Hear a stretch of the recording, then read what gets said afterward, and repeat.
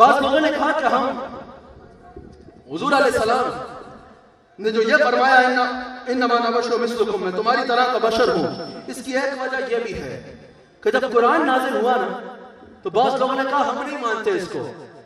پوچھا کیوں نہیں مانتے؟ کہا یہ تو بشر کا کلام ہے، اس میں من گھڑت باتیں ہیں، اس میں تو جو ہے وہ قصے کہانیاں ہیں، ہم اس کو نہیں مانتے. اللہ کریم نے فرمایا اچھا نہیں مانتے تو قرآن میں چیلنج فرمایا کہ پھر چلو قرآن کی ایک آیت جیسی کوئی آیت لا کے دکھا دو. اگر یہ بشر کا کلام ہے تو اس کی ایک آیت جیسی کوئی آیت لا کے دکھا دے کوئی انسان. سارے شاعر اکٹھے ہو گئے، سارے ادیب اکٹھے ہو گئے، سارے اہل زبان اکٹھے ہو گئے، کوشش جاری کر لی، کوئی قرآن کی ایک آیت کی مثل ایک آیت نہ لا سکا.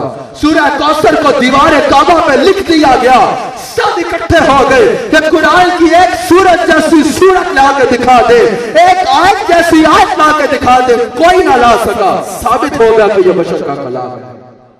چیلنج تھا یہ. اب کیا ہوا جب حضور آئے نا تو مشرکین اور منافقین نے یہی رٹ لگایا، کہا ہم نہیں مانتے، ہم نہیں مانتے ان کو.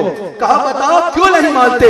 کہا یہ تو ہماری طرح کے بشر ہیں، ہمارے بھی دو ہاتھ ہیں، ان کے بھی دو ہاتھ ہیں، جیسے ہم دکھتے ہیں ظاہراً جسم مبارک ایسا ہے، ہمارے بھی دو ہاتھ، ان کے بھی دو ہاتھ، ہماری بھی دو آنکھیں، ان کی بھی دو آنکھیں، یہ تو ہماری طرح کے بشر ہیں، ہم ان کو نہیں مانتے. جب منافقین نے اور مشرکین نے یہ رٹ لگا لیا نبی ہماری طرح ہے، نبی ہماری طرح ہے، نبی ہماری طرح ہے، اللہ نے فرمایا اچھا میرے حبیب کل انما انا بشر مثلکم یوحا الیہ، اے میرے حبیب تم بھی کہہ دو اچھا تو ٹھیک ہے میں تمہاری طرح کا بشر ہوں، لیکن یوحا الیہ مجھ پہ وحی آتی ہے. کبھی تم پہ وحی آئی کیا؟